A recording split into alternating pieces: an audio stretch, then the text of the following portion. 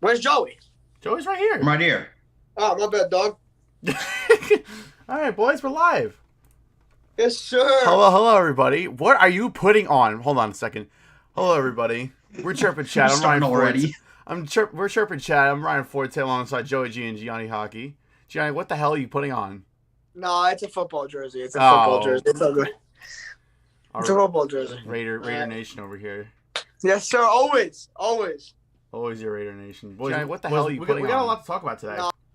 Yes, we do. You guys want to start the podcast with two interesting stats I found? Go ahead, man. Speak your mind.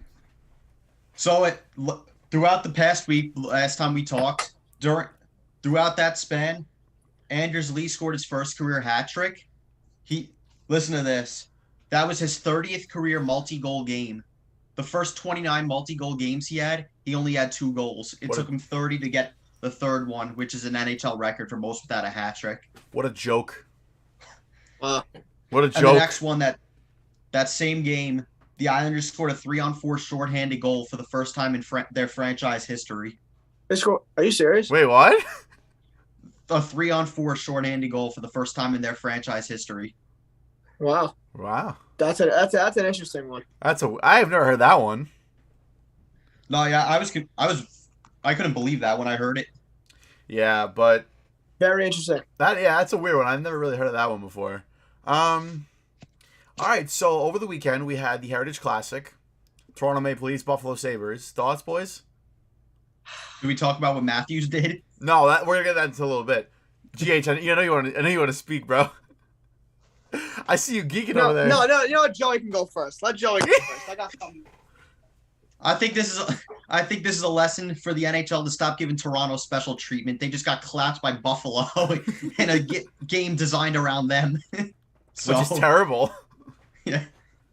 There was some pretty. I was watching some videos about it. There was some pretty cool jerseys there. I'm gonna be honest. I was at work when it was happening, so I didn't actually see the game itself. But I was doing other shit, so I couldn't watch it.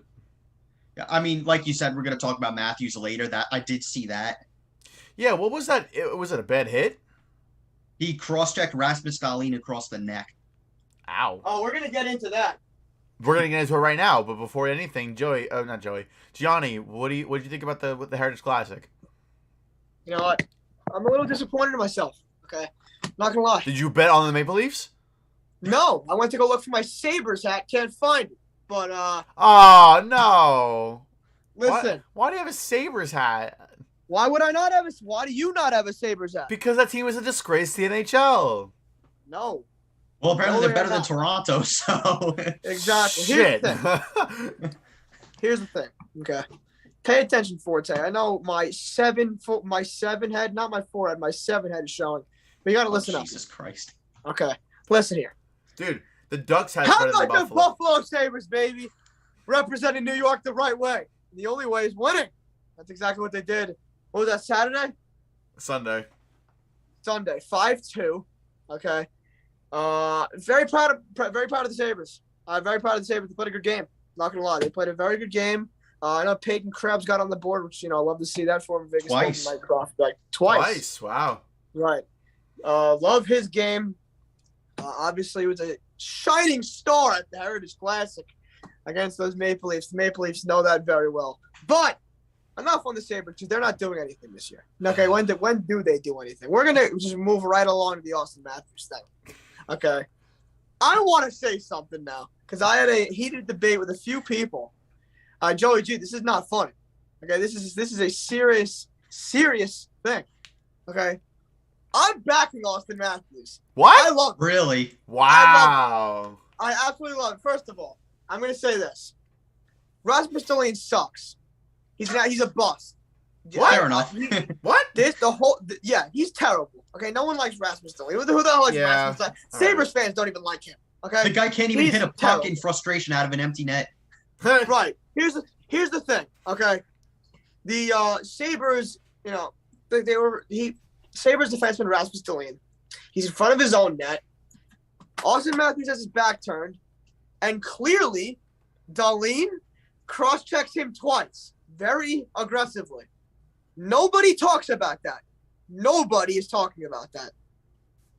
Auston Mathews, people are crying because the placement of his cross-check was a little too high, and it was too much of a dangerous play. This and that. Hoop-de-doo. Guess what? I don't care. The league is too soft. The league is too soft, okay? Just like every other fan out there, Matthews was just defending himself. I would be angry if someone cross-checked me twice while I'm looking the other way for no reason, just because he's mad that he probably got crossed up by Matthews 20 seconds earlier, okay? That's probably what it was. All right, and Matthews is turning the other way. Deline cross-checks him twice very aggressively. You could rewatch the film. Matthews wheels around, and he cross-checks him. It probably wasn't purposely near his neck area, but guess what? I don't really care where it was. It doesn't really matter to me because Auston Mathews had the right to defend himself, and the league is too soft. So that's my stance on it. No one agrees with me, but it's okay. I like being the lone wolf on the Joey. All right. I understand what you're saying. Deline definitely did start the whole thing, but he cross-checked. Matthews came back too high. If he went for the body, okay, but he went right for the neck, and that was the whole purpose of the suspension. Yeah, I understand that, but at the same time, come on. Why would you go right for the neck right away and, not even get a chance to go for the body and make a body hit? So. He got 2 games because obviously he's not a repeat offender. This is the first time this has happened. This is the first time this happened? I believe McDavid, his first suspension, he got 2. Oh, okay. Right. I'm not mad at the guy. I'm not mad at him. He's the best player in the NHL as far as I'm concerned. So. What? Yeah, he is the most complete player in the NHL. He is elite defensively. He is elite offensively. He's a penalty killer. He's a power play. He's on the power play. What else could you ask for? Please tell me. I mean, what else could you ask for? I mean, with the other incident that happened a couple of years ago, I don't know if I want to consider him the best player in the NHL. He's the best player in the NHL. What happened? Which incident? You know what I'm talking about. Why he does? Honestly, I don't. Why didn't he get the C? I'm sorry. Hold on. What? Do you not remember what happened when he didn't get the C on his jersey and they gave it to John Tavares instead? No. Are you talking about when he mooned that lady when he was drunk? Yeah. That's hilarious. That was funny. That's even pretty more funny. reason to love the guy. It was funny, but the synopsis of this little part of the segment we like to call Chirp and Chat. Auston Mathews is completely in the right. I love Auston Mathews. Auston, keep doing what you're doing, buddy, and try to win a playoff round this year. Yeah, they ain't getting past the first round. They ain't getting past the first round. Yes, they are. We're Moving on to the next topic. Oh my God! How about the trade that happened last night between Anaheim and Colorado? Yeah, what the fuck is that shit? My first thought, when I first saw it, I just saw Manson for a second round pick and a prospect. It didn't say who the prospect was at first. Then I saw they got Drew Helleson, and my first thought was Anaheim fleeced the hell out of Colorado there. Oh yeah. I mean, we kind of expected that to happen. Obviously, we knew Colorado prospects were going to be on the move. Gianni, what is going on with your cameraman? He's moving his phone around. Nah, you know what it is? I feel like that Colorado is making the push. They're making the right moves, but in the long run, it ain't gonna work. Because they're gonna tank now. They're gonna tank all the way to the Stanley Cup playoffs, lose the playoffs, lose in the finals, and go back to square one. I don't think Manson was the right move, especially with the assets they gave up. What? Give me a second. Let me explain. Okay, I don't think the Avs should have moved to get Manson. They should have gone for Claude Giroux. Now they brought in Manson. Apparently, they're still going for him, even with that salary. but what's the salary? What are they going to pay him? $5 million, I know $6 million for 2 years? Anaheim retained 50% of Manson's contract. I don't know. I could look it up right now. Go ahead. But let Gianni explain, because he looks like he's about to have a cow. Go, GH. Speak, because I know it's in your head and with that 7 head of yours. Okay, 1 second here. Josh Manson makes $4.1 million for next year. He's a free agent. So with Anaheim retaining half of that, Colorado's paying him $2.05 million. Oof. That's a lot. Here's the thing. Oh, no. I'm going to explain this from both sides. Okay. We're going to start off with the Anaheim Ducks. Okay. First of all, and we know your love. We know your love for the Anaheim Ducks. So, Joey. Yeah. That second round pick, is that for this year or next year? 2023, so next year. First of all, that's practically 2023 second round pick is practically a 2022 first round pick. That's what it's equivalent to. Next year's draft is incredibly deep. First of all, they could have done that exact pick for Josh Manson, and I would have still called it a Ducks win. Okay? Then you add a guy like Drew Hellison, who's one of Colorado's better prospects, now an Anaheim prospect, who the Ducks just a few hours ago signed him to his 3-year entry-level contract. They just completed that deal. Okay? So the Ducks just beautiful trade from the Ducks. Okay? I love it. But here's the thing with the Avalanche.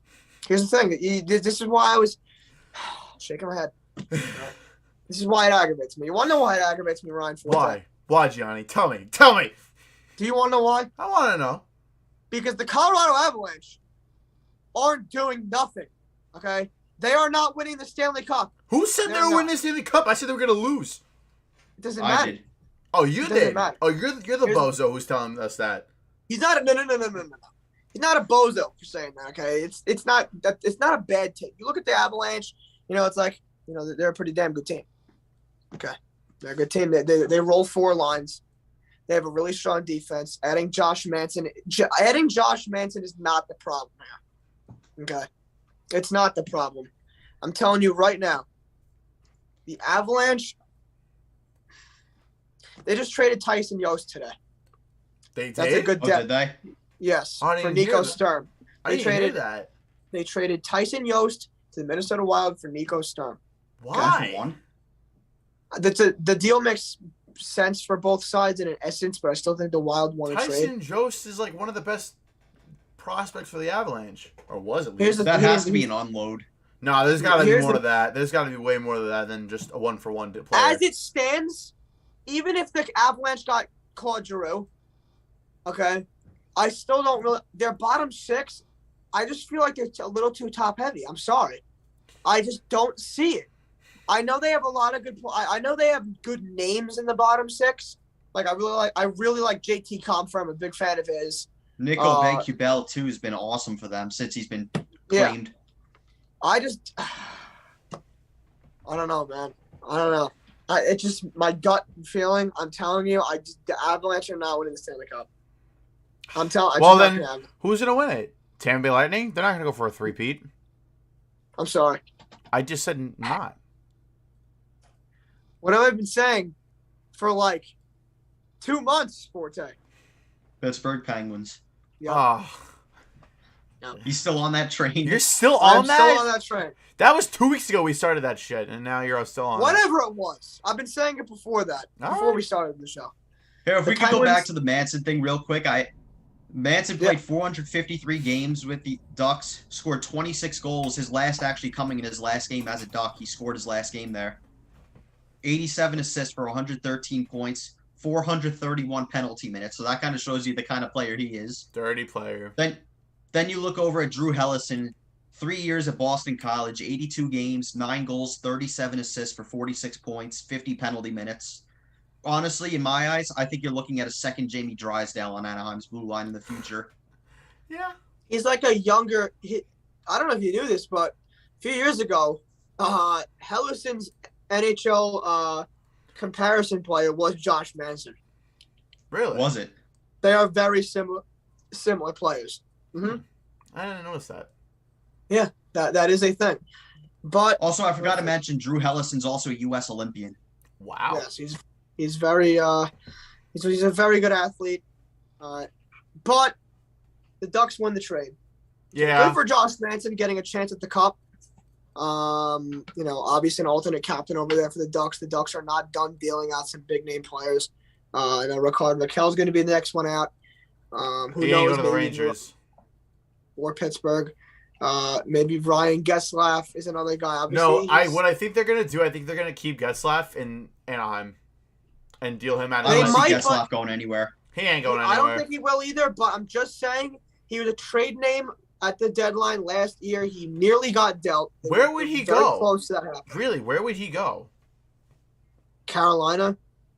See, The thing is, I the don't Ducks agree with can that. still realistically make the playoffs. That's the thing. No, they can't. They can, but by them trading Manson, an alternate captain, that tells you right there that's not the direction they're headed in this year.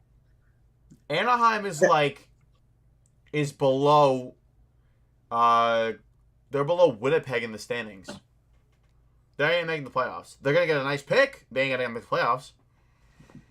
That sucks for them too, But because they were really good. If they at the start win of the like year. 20-something games in a row, or like a good hefty amount of games, and a lot of these teams don't win. They were leading their division at one point for a while. They were, but then they lost. I just realized something. What? You know I'm smiling, right? No, I know you're smiling, but I don't know why. Yeah, you know why, right? JT Miller, I heard something with a J. No. Go back to little head nod onto the first episode, okay? Everyone was talking about the Ducks. What did I say? If they made the playoffs, they wouldn't even win a playoff game. Oh, I do remember that now. They won't even make the playoffs. What did I say? 1-0. 1-0 here on Chirp and Chat, guys. Yeah, put it in the comments. Now they're third to last place in their division, and Calgary leads the division. I called it. I called that. All right. All right. That's fair. Everyone called me stupid. Yeah, we did. Yeah, Yep, we did. We called you stupid for that because we didn't think. Moving on. All right. Trade talks. All right, you want me to debunk a couple big trade rumors we've been talking about Listen, on the show? our next show next week, next Tuesday at 5:30, is the trade deadline show. We cover every single trade. Nothing else to talk about. Unless something crazy happens, we ain't talking about it. We're going to talk about specifically the trade deadline. Okay. But yes, Joey, give us the rumors. I know you figured your thing out, but give us the rumors and trade talks. What we got? Now, this first one, I never thought. I'm going to be honest. I never thought this was going to be a reality. Jacob Chikrin being moved up shipped from Arizona. Really? I never thought they were going to trade him. Where did they trade him to? they didn't trade. Oh, they're the thing going is to. now he's out. He's injured 2 to 4 weeks now, so that's past the deadline. So at least this season, there's going to be no Chikrin trade with that injury. Yeah, but he's going to come back and be fine. What? I'm just being respectful. Okay, would you like me to just cut you off? Yes, do it because it's funny. All right, listen. It's content. Here's the thing about Jacob Chikrin. Okay, 2 to 4 weeks is the timetable. Say the deadline's in 1 week, so that's already a week off. So you can cut from that 2. You can cut that 2 to 4. So like 2 to 3. 1 to 3. To 1 to 3.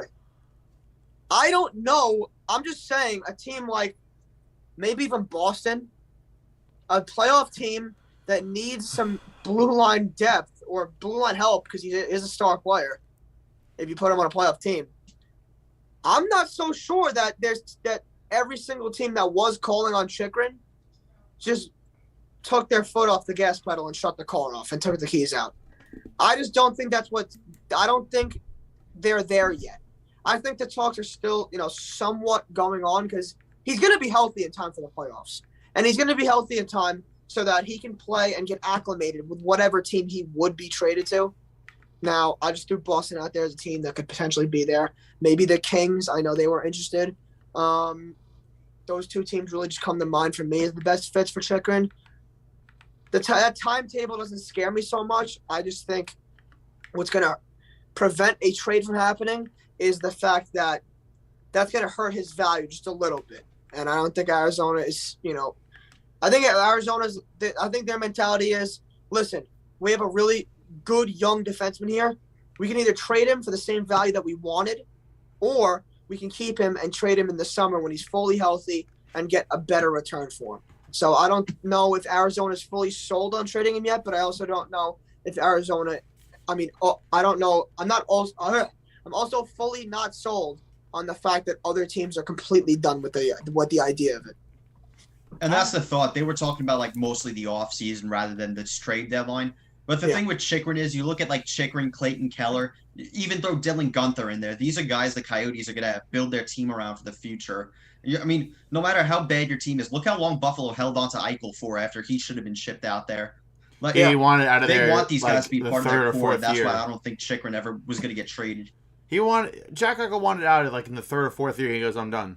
And then they re-signed him. Well, hold on. Please say that's a topic that we're going to talk about today, the Eichel and Sabres beef. It wasn't, but we can make it a topic. Because go ahead. Can we just talk about it really quick right now? Because we got time. Because a lot of people are flaming Jack Eichel for literally no reason. As you know, both of you we've all been teammates, okay? You guys know, Long Island Sluggers. I can kind of be an ass. Okay, I like to stir the pot. I loved it. Okay, I got to spend. He talks so much garbage on the ice. You talk so much garbage. It's not even funny. Yeah, I am a pot stirrer. Okay, and you guys were both my line mates, let alone teammates. So yeah, that's funny. I just realized that. I forgot we were all line mates at some point. You guys were both my line mates at one point or another. But before that, I got suspended for a month for fighting someone.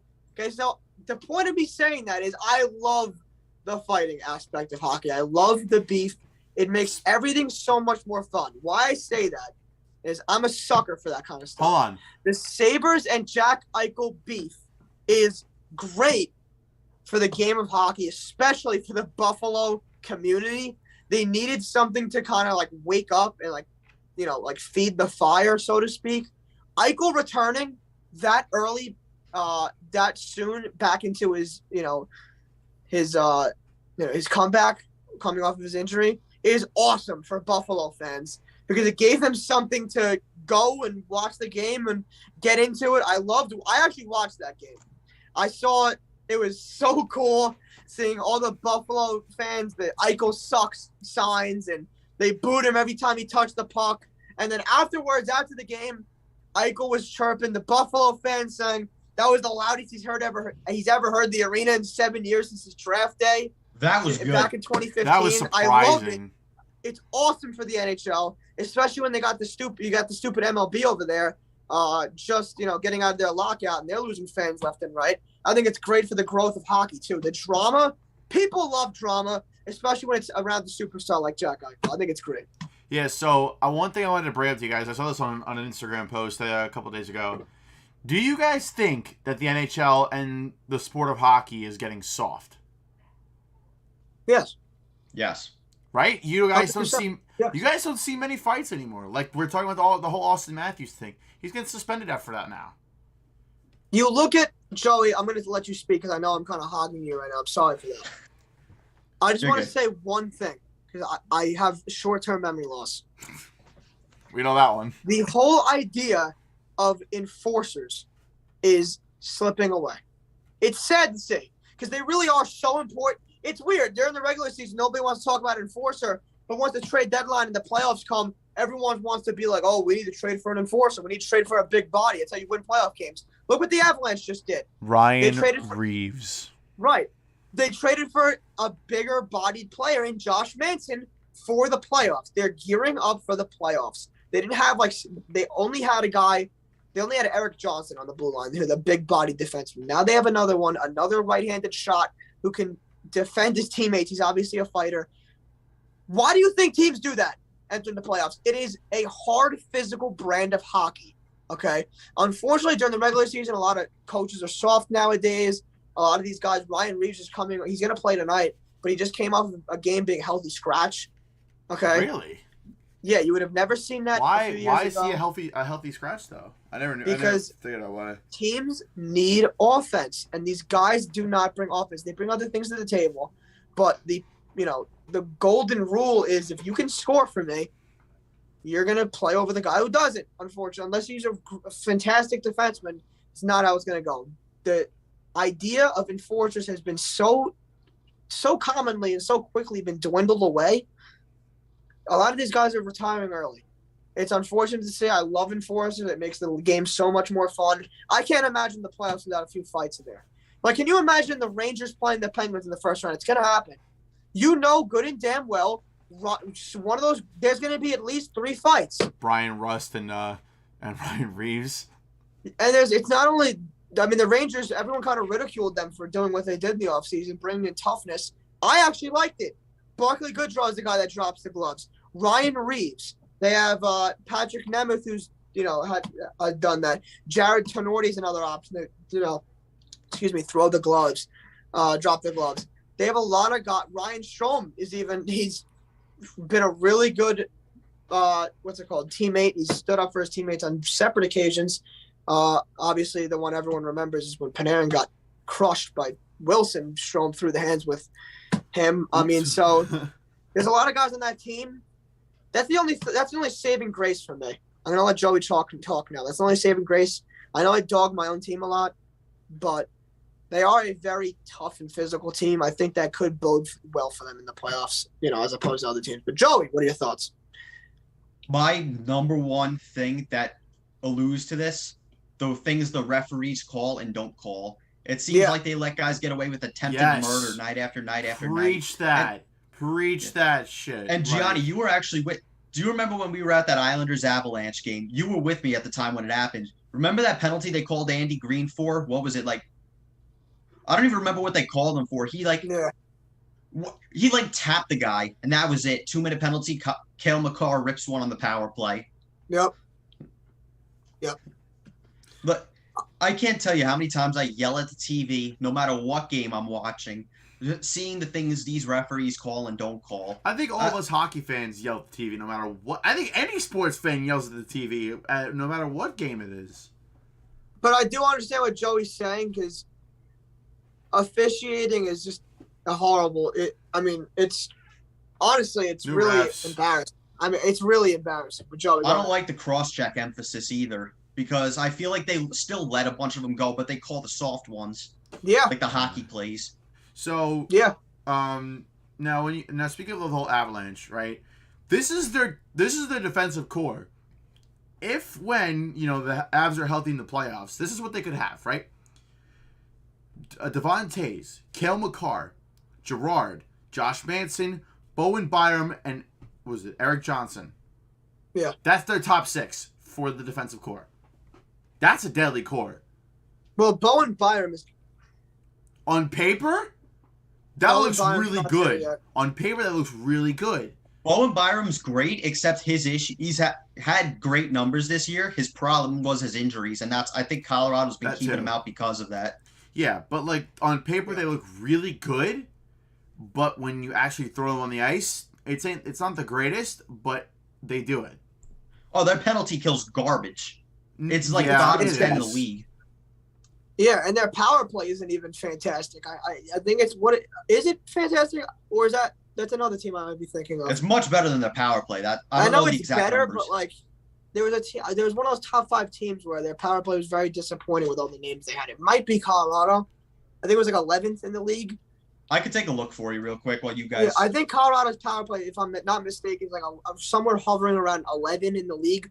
With all that talent, you should definitely be top 7 at least. Yeah. Colorado's power play is 12th at 23.3%. See what I mean? I was right around that's what I said. Hovering around 11. And while I'm here, I'll look at the penalty kill. I have a little thing I want to ask you guys before when you guys are done talking. By the way. Yeah. Keep going, Joey. What do you got? All right.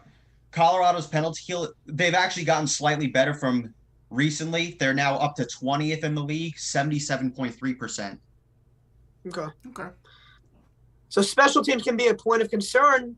You look at a team like the Avalanche. That's what I'm saying. They take a few penalties in some of these playoff games. They might be playing a really deadly, potent team on the power play. I mean, some of these teams rely on the power play, and the Avalanche penalty killing unit is, not one of the best. So anything could happen in the playoffs. Yeah. So I'm reading this thing off of TSN, bar down, right? So what player is having the most underrated season, right? Here's your options. Mm-hmm. Jason Robertson, Elias Lindholm, Adam Pelech, Jacob Slavin, Jordan Kyrou, or Devon Toews. Thoughts? Well, I gotta say, I already know. No, Joey, I already know what you're gonna say. Adam Pelech. I just said Elias Lindholm. Oh, never mind then. Never mind.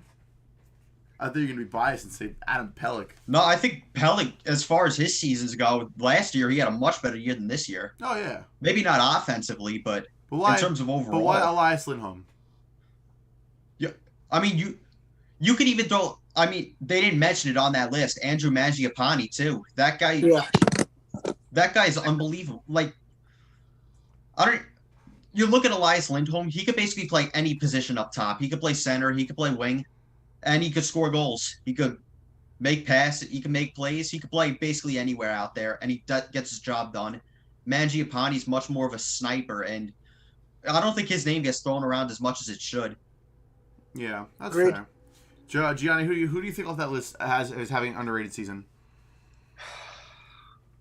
Okay. You know what? Does it have to be off that list?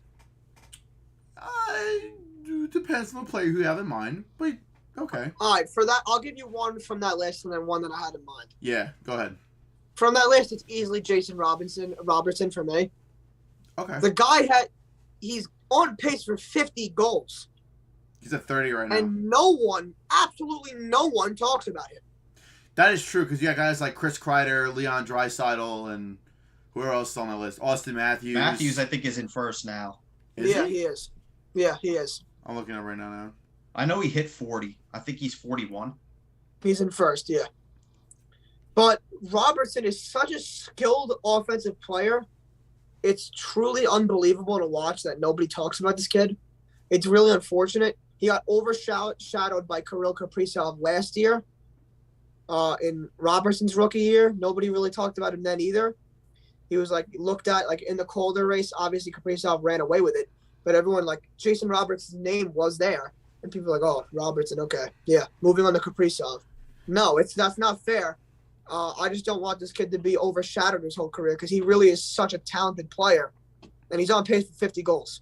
Well, I think he has 31 right now as we speak. So right now he has 30. But the top three is Auston Matthews with 45, Leon Draisaitl with 39, Chris Kreider with 38, Kyle Connor with 37. And then Ovi has 36.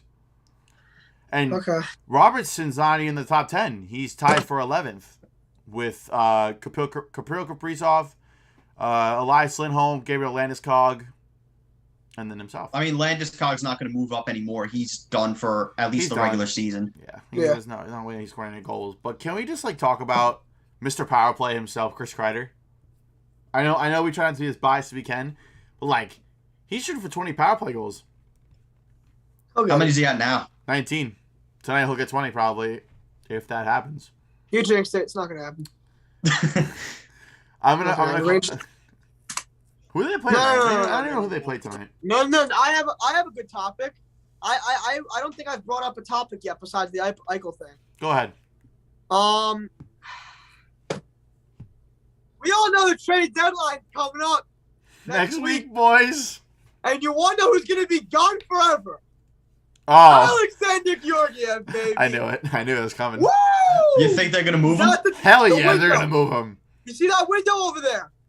Flip the curtain up. No, wait. Flip it up. I was going to say, which one's the window? Out the window. The window. Out. I want him out of New York. I hate him. No, I'm telling you, he's gone. No, look at me. Who are they get? Well, he's gone. Who are they trading him for? I don't care if they traded him for a 7th round pick. I don't care. Future considerations and a bucket of pucks. Right. Give me Keith Kincaid. No. I don't care. Future considerations in a 12-pack of beer. Georgiev's starting tonight. Is he actually? I'm going to say that you'll never hear me say this again. This is why I like it. The drama? This is why I like the decision. Okay. Georgiev. Okay, his name has been thrown around a lot, right? The Rangers are pushing hard to trade him. Georgiev wants out. He just changed agents. Okay, just 2 days ago, he changed his agent to push a trade. Now, this is why I love the move by Gallant. Or Drury, whoever made the call to start him tonight. Probably Drury. You're playing a Ducks team that just came off of a loss. Okay, against the Islanders. They lost 3-1. You're looking at a Ducks team who doesn't have Ricard Raquel and Ryan Getzlaf in the lineup tonight. Both still on the injury list. That's reason number 2. Reason number 3. You're a Rangers team that's coming off of a 7-goal win against the Dallas Stars. Obviously, I have confidence. I believe they're home. They're back home. That was the end of the road trip. They're feeling good about themselves. They're 2 points behind Pittsburgh. They know they have to keep winning. That's reason number 3. So you're playing for a hot team. 2 big players for the Ducks are out. And what was the first thing I said? He changed agents. Number 4, trade deadline is next week. If he has a good game tonight, if the Rangers play well enough in front of him, and Georgiev has a good game tonight, that's just assuring even more that he'll be traded, and his trade value goes up astronomically. So I love the move. I don't think it hurts. I think this was the game to start him if they wanted to try and boost his trade value at all. I'll probably be screaming on my Snapchat video later, blue in the face, about he let in 6 goals.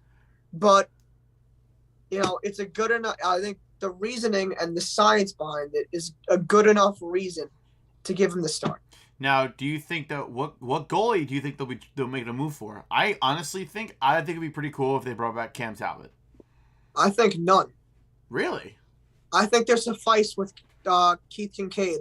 Oh, that's right. I did forget about Keith Kincaid. I think he proved enough. I think he's been good enough when he's been called upon. Last year, at one point he was 6-1 as a starter for the Rangers. I think he ended up being 6-3. That was behind a worse Rangers team defensively.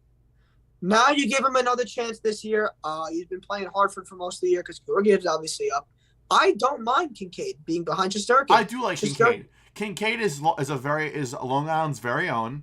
He went. Yes. He was in my school district, so at least with my high school. But it's pretty cool to see a Long Island boy, even Adam Fox, bringing the talent right, to the state of New York. Right, and I think Kincaid is a fine safety net. I'll call it a safety net. He's a Band-Aid. Okay, he is not the long-term answer at goaltender number 2. Shesterkin is obviously number 1. Adam Huska is not the answer at number 2. I think eventually it'll be Dylan Garland, who's the second goaltender for the Rangers behind Shesterkin when his time comes. And there's also Tyler Wall, who's another name that the Rangers have in that prospect system. They have a lot of goaltending talent and a lot of youth, but I wouldn't be surprised if they do make a move for a backup goaltender in the offseason. It's not going to happen this week. No, but the one game that he played with the Rangers he came off a win. Only let up in 2 goals. And had a save percentage of .935. Right. And then for his total career, he's got more wins than losses. So a potential backup could just be out of the wall. And they could just draft a nice goalie. I think it also depends on how the Rangers defense responds. Because the Rangers defensively were playing very well the last few months. They were really besides Shesterkin, they were the saving grace of this team. Because the 5-on-5 game struggled for a while, really the majority of the season. The 5-on-5 game has picked it up and improved. It's looked good the last few games, really last game. But before those 2 brutal losses, they were playing better. But when the offense picked up, the defense slipped off. So I need to see an improvement in the defensive game. I need to see them play a good game tonight. I know the Rangers should make a move at the deadline for a defenseman. I don't want it to be Ben Sherratt, but we'll see who it is. And I think if they do that, then I think Kincaid is just what? It's almost the playoffs. It's not like you're going to start your backup goaltender in the playoffs.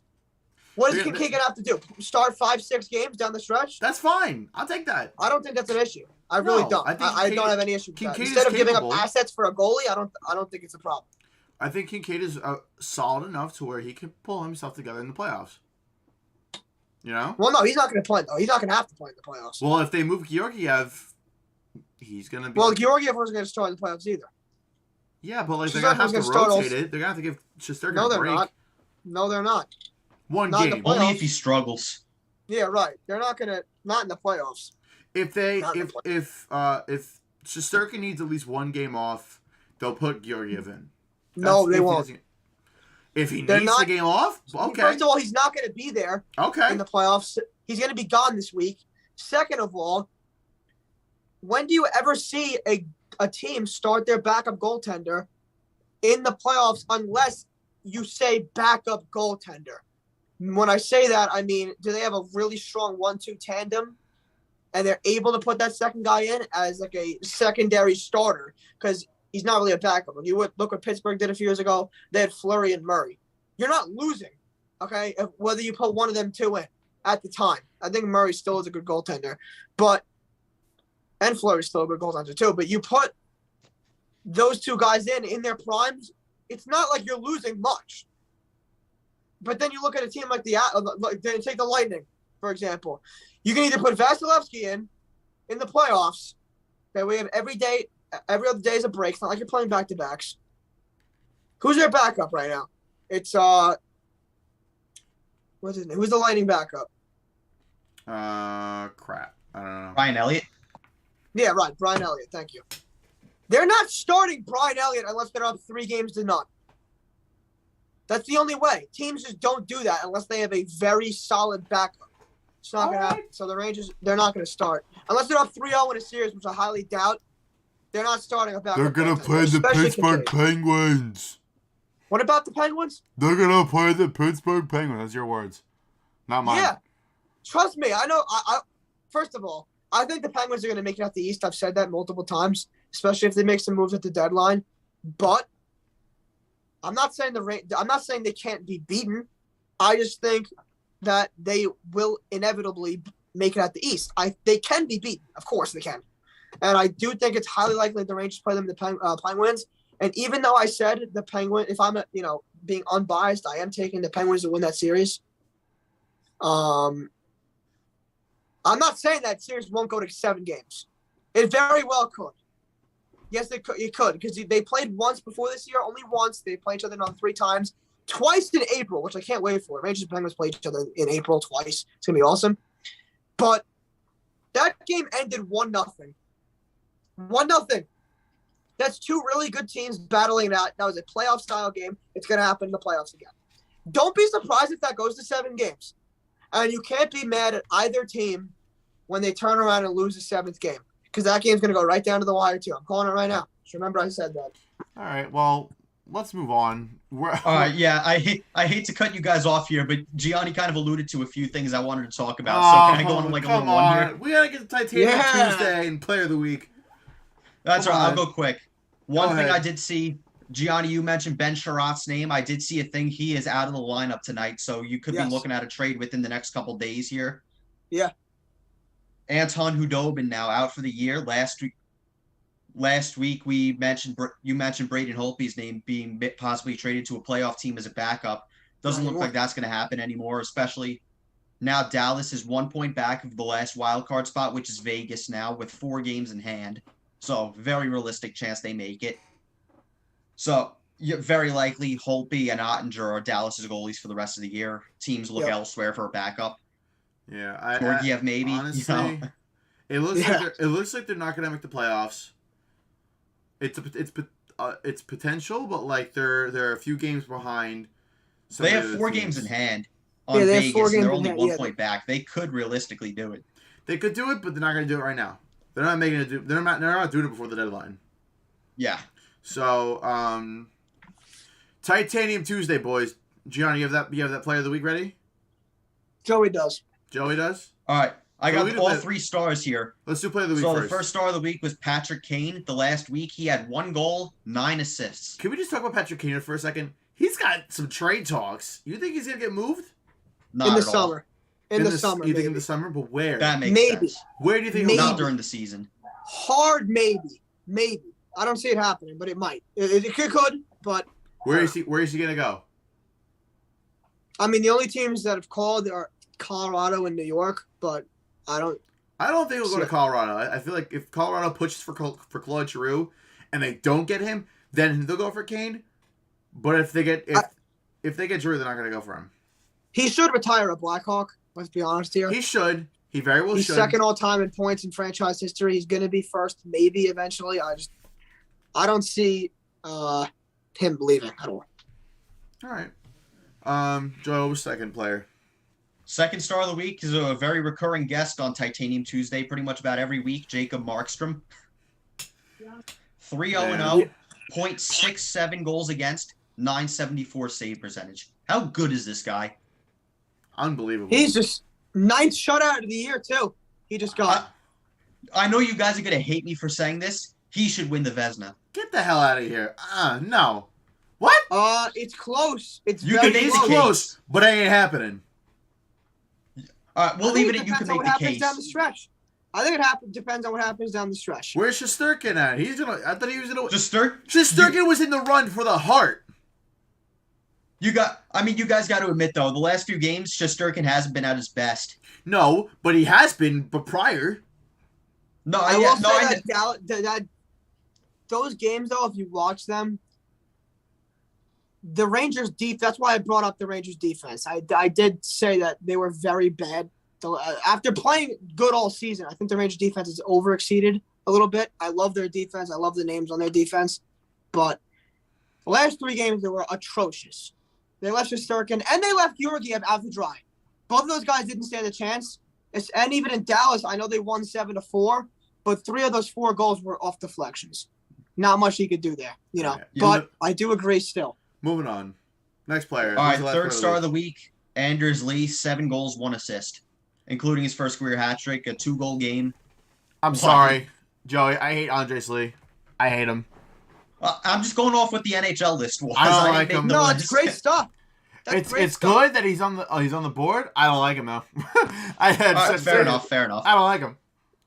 It took him 30 multi-goal games to get a hat trick for his first career hat trick. And how old is he? Hold on. Go ahead. Keep talking. How old is he?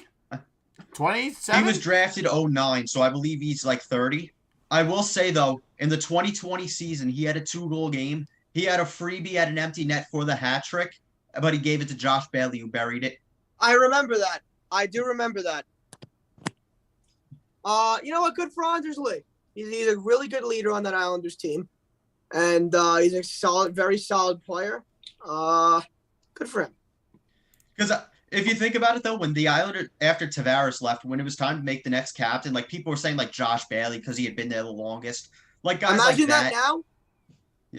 Yeah, and then some of the people even said, like, just wait, don't even make a captain. Like how the Rangers' last captain was what, McDonough? Yeah. They've gone a long time without one. It's been a long time. 2018. I think it was opening night of 2018-19 season. They named Anders Lee their captain, and everyone was kind of like, Anders Lee. And then it turns out I would say he's a better leader than Tavares. Opening night of. I agree. I actually do agree. I do. All right. That he played the thing with Lee and Tavares, they play like 2 completely different styles. I think Lee's got that Reg Dunlop in him, You guys see Slapshot? Yeah. All right, boys. We are running low on time, but Titanium Tuesday, here we go. Colorado Avalanche, as usual, 42-13-5 on the urge of 90 points. Thoughts? Will they push for Claude Giroux or will they push for Patrick Kane? Hold on. They're only going to get one, if any. Well, no, I'm saying which one are they going to push for? Claude Giroux. That's fair. I said they're going to push for Claude Giroux, but what would I they think get? Claude Giroux, but like I said last week, I don't think Claude Giroux gets moved. You keep saying that, and we're telling you no. So no, you just watch. I'm going to moved. say that now. Like next hour, he's going to get moved. Imagine. Okay, I'm going off script. Hold on, I'm going off script. Every time we talk about something that it's like, oh, this might happen in so and so in this long period of time. Yeah. Every time, right after our show, 30 minutes later, the Auston Mathews thing about like a couple weeks ago, well, whatever happened a couple weeks ago with him. He got whatever suspended or like misconduct or whatever later that night, and it just happened right after the game. So I'm like, what the hell are we doing it for? It was the. I know what you're talking about. It was the McKinnon one, not Matthews. Oh, McKinnon. Sorry. Yeah, he goes? He's gonna get suspended. He don't get suspended right after 30 minutes of the first show. I still can't believe that. Whatever. Gino, what were you gonna say? I have a question. Answer. On that Titanium Tuesday list that you have there, how many teams are listed? I have 5 right. I have 5 on the list. Okay, I have an idea for next week. Go ahead. Because the top 5 doesn't change much. How about next week? Top 10? No. It's the 16 teams make the playoffs. Yeah. How about you look at the NHL standings, and we talk about 10 through 16? The teams that are fighting for a spot. We tried that at first, but then our time ran short, so we had to cut that off. So we could do it. We'll start next week. Yeah, well, next week is our trade deadline week, so we definitely have time to do that. So yeah. All right. Are we doing the show after the deadline, like recapping it, or during it? Our show is the trade deadline's that Monday. Our show's the next day.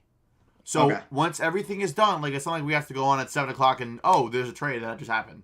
No, our show is exactly the next day, right after the deadline's over.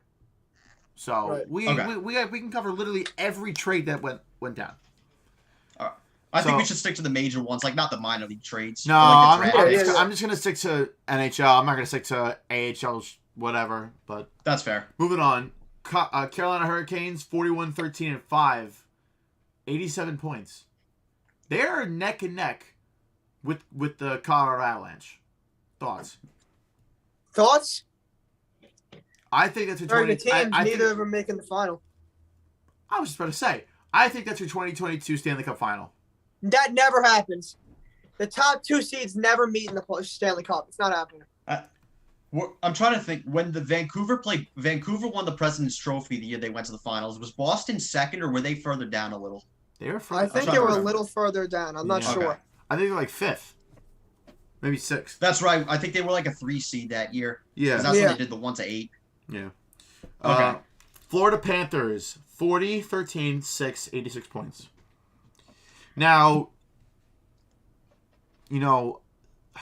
I don't even know what I got to say about this team. They're not surprising me. I mean, did you guys see that hit Sam Bennett threw on Cole Sillinger a few weeks ago? I did not. I saw that. I did not. Sillinger's a really good young player for the Blue Jackets, too. He's the youngest player in the league, right? Yeah, he was born after I was. I'm older than him.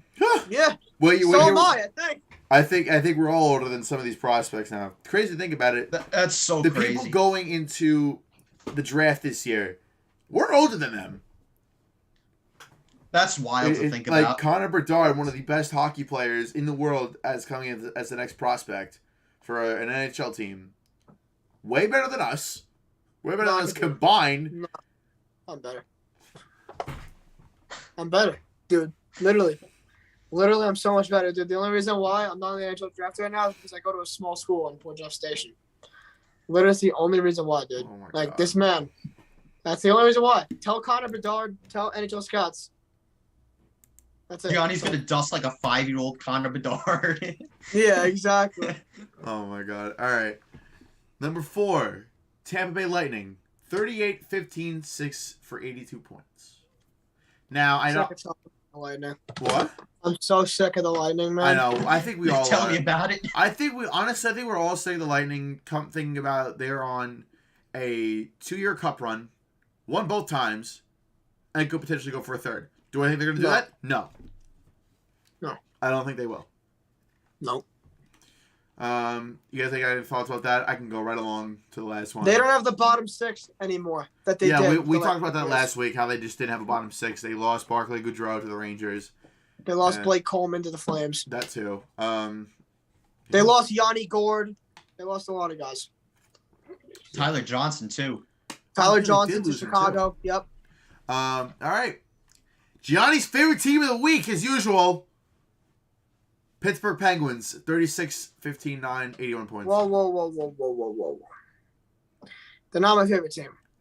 You're sure making it damn sound like it is. I'm making a good case for the Penguins. I think they're ready for a playoff push. All right. Again. All right. All I gotta say about the Penguins. I think everyone knows my stance on the Penguins. Listen, it is what it is. That's what you have to say. All right. It is what it is. That's what you have to say. You guys got any thoughts before we head out? Congratulations to Mikko Koivu being the first player in Minnesota Wild history to have his jersey retired. That's pretty cool. There a lot of jersey retirements this year. I mean, forget it. I don't know. Honestly, I don't really pay attention to the jersey retirements much, but compared to usual, I feel like there's a lot. I mean, unlike the year that Toronto retired like 20 jerseys at once at the start of the year for like their 100th anniversary.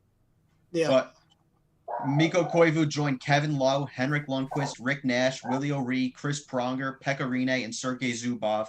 And if you want to count Seattle retiring the number 32, that's a lot of numbers. I don't get that whole retiring number 32 thing. Minnesota did the same thing when they came in the league. They retired the number 1 in honor of their fans. Yeah. I don't understand that. Yeah, it's true. But, all right, folks. That's been our episode of Chirp and Chat. I'd like to thank you guys for coming along the journey. It's been a wild one ever since, we started this whole mess called Chirp and Chat. We went like an hour today, didn't we? Something like that. 45 minutes to an hour. We started a little late, but... Awesome. Yeah. Awesome. So, after us tonight is Mike and Manny with the Fan Zone, 7 p.m., as usual. Gotta love the Fan Zone, boys. Wednesday night is Sports Mania at 4, On the Court at 7. Now changed to Pro Wrestling Injection. Pretty sure that's their name. At 10 p.m. following AEW Dynamite. And then Thursday is The Roster, 4:30 with MVP Paul. And then, what's after that? Oh, and the First Lady on the B Show. Thursdays at 6. Then back on Monday, we have us Smoke and Mirrors at 7. Loyal to the E at 4 o'clock. And then we come back to us at 5:30 Tuesday for our trade deadline special. So. All right, guys. So I just want to say thank you to everyone who watched and tuned in. And thank you to everyone who's going to go watch this. Okay, I know you guys are going to be very entertained by myself, my good friend Ryan Forte, and my good friend Joey Grasso. I love them both very much. But as Alexander Georgiev goes to lead the Rangers onto the ice for warm-ups, that is my cue to go lead my way to the kitchen table so I can go eat my ribeye steak. So thank you all for joining. I appreciate every single one of you. Oh, man. All right. We'll see you guys soon. Take it easy.